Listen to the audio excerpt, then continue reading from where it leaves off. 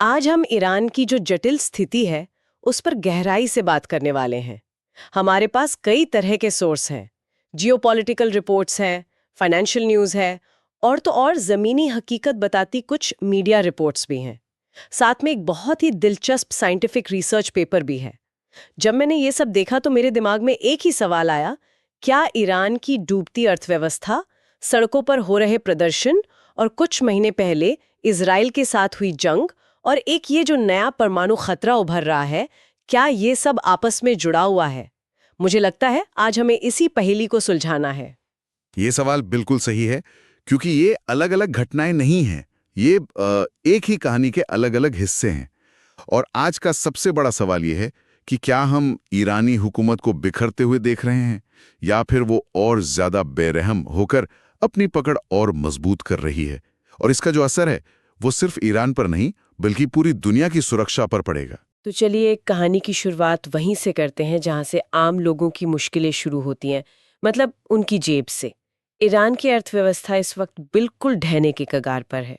हाँ, ईरानी रियाल की हालत तो बहुत ही खराब है। डॉलर के मुकाबले वो रिकॉर्ड निचले स्तर पर है, लगभग 14 से 15 लाख रियाल एक डॉलर के लिए। हालत इतनी अजीब है कि कुछ ऑनलाइन करेंसी प्लेटफॉर्म्स ने तो रियाल की कीमत $0 दिखानी शुरू कर दी। अच्छा। हाँ, ऐसा नहीं है कि उसकी कोई कीमत नहीं बची, लेकिन उनका सिस्टम वो इतनी तेजी से गिरती हुई वैल्यू को प्रोसेस ही नहीं कर पा रहा है।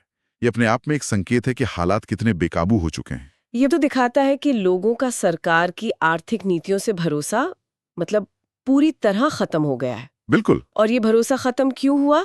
क्या ये सिर्फ अंतर्राष्ट्रीय प्रतिबंधों की वजह से है या इसके पीछे और भी कुछ है? देखिए, प्रतिबंध एक बहुत बड़ा कारण है, इसमें कोई शक नहीं। लेकिन ये पूरी कहानी नहीं है। ये एक ऐसा चक्र बन गया है जिससे निकलना मुश्किल हो रहा है। कैसा चक्र?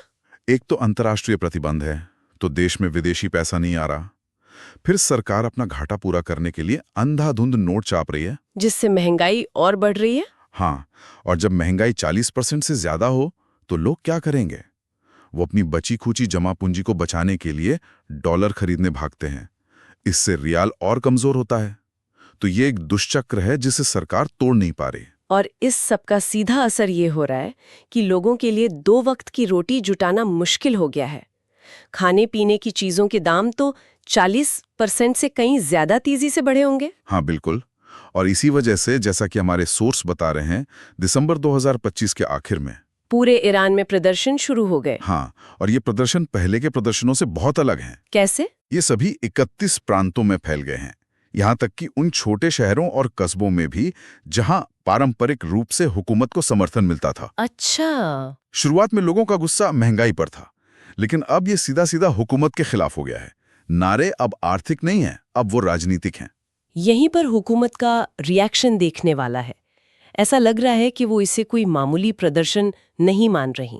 बिल्कुल नहीं, वो इसे एक प्रोटो रेवोल्यूशन मान रही है, मतलब क्रांति की शुरुआत। हाँ, क्रांति की शुरुआत। उन्हें डर है कि ये चिंगारी आग में बदल सकती है। इसीलिए उनकी प्रतिक्रिया इतनी बेरहमी से भरी है, जो पहले कभी नहीं देखी गई। मतलब? पहले वो अच्छे प्रदर्शनकारी और बुरे प्रदर्शनकारी में फर्क करने की कोशिश करते थे, लेकिन अब उन्होंने हर आवाज उठाने वाले को आतंकवादी घोषित कर दिया है। ये उनकी घबराहट को दिखाता है।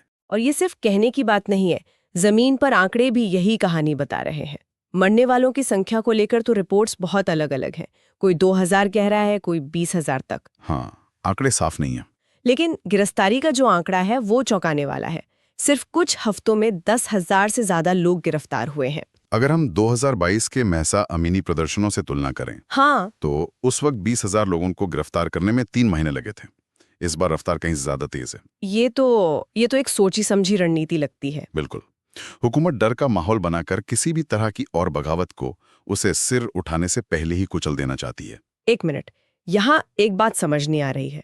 अगर हुकूमत इतनी बेरहमी से सब कुछ दबा रही है, तो फिर ये खबरें कैसे बाहर आ रही हैं कि उन्हीं के कुछ अधिकारी मौत के ऊंचे आंकड़े मीडिया को लीक कर रहे हैं?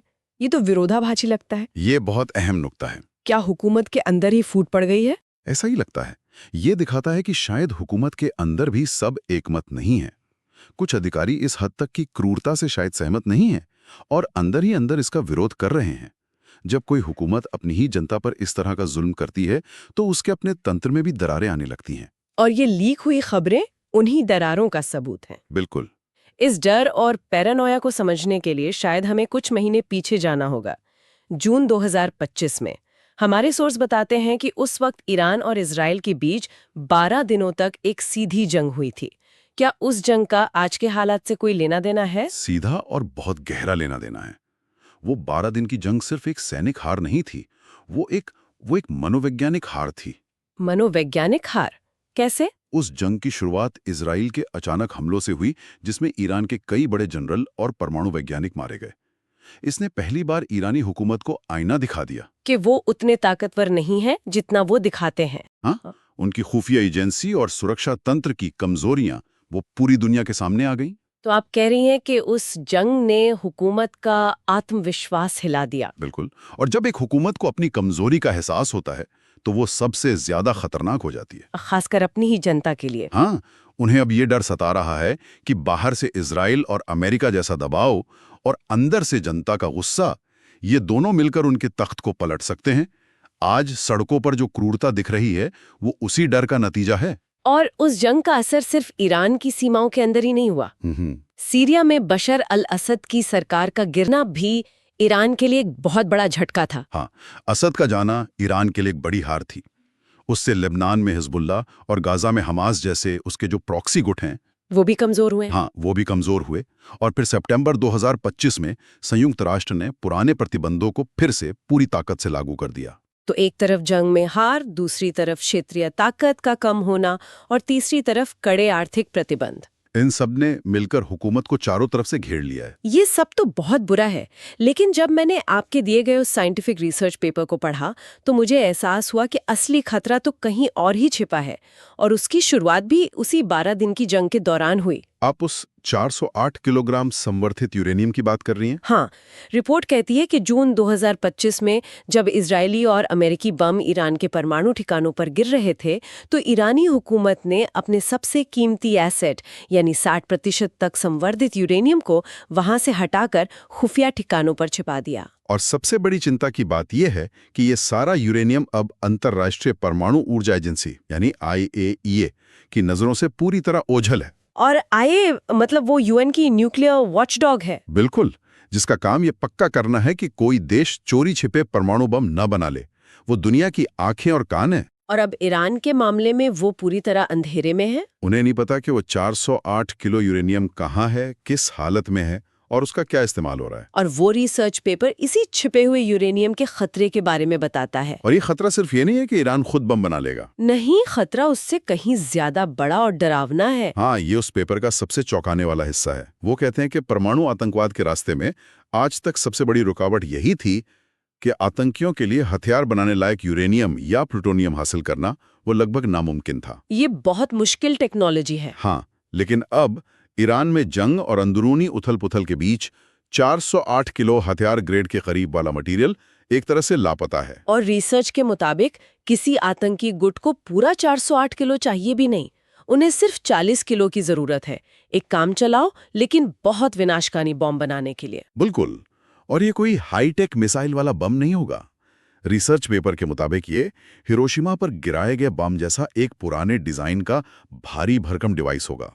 सोचिए, इतना बड़ा और भारी कि उसे एक आम शिपिंग कंटेनर में छिपाकर दुनिया की किसी भी बंदरगाह पर भेजा जा सकता है। मतलब खतरा इसकी टेक्नोलॉजी में नहीं है, खतरा इसके गुमनाम तरीके से कहीं भी पहुंच जाने की क्षमता में है।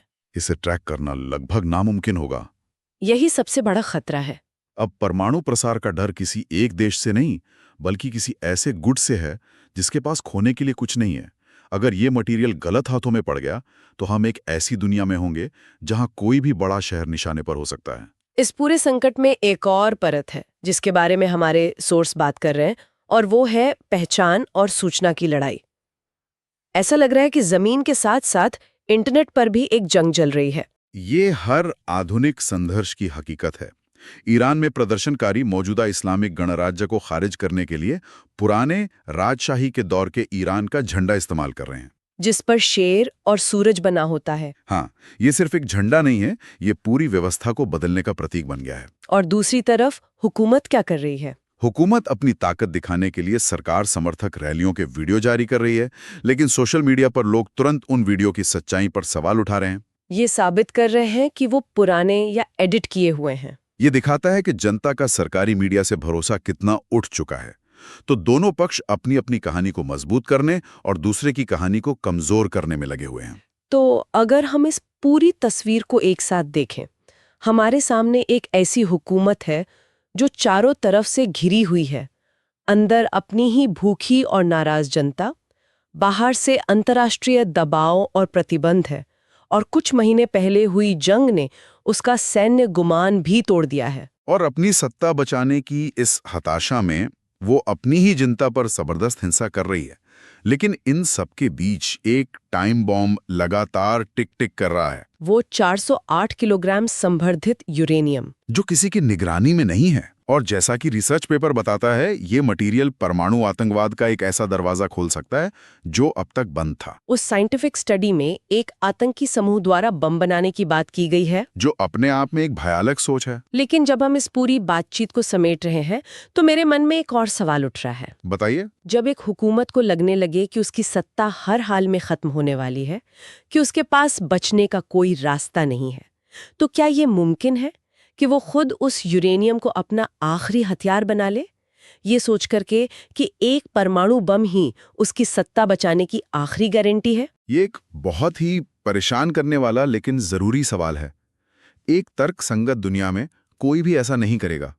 लेकिन जब एक हुकूमत अपनी बका यानी अपने अस्तित्व की लड़ाई लड़ रही हो, तो तर्क संगतता अक्सर पीछे छूट जाती है। और शायद सबसे बड़ा खतरा यही है, एक डरा हुआ और कोने में धकेला गया देश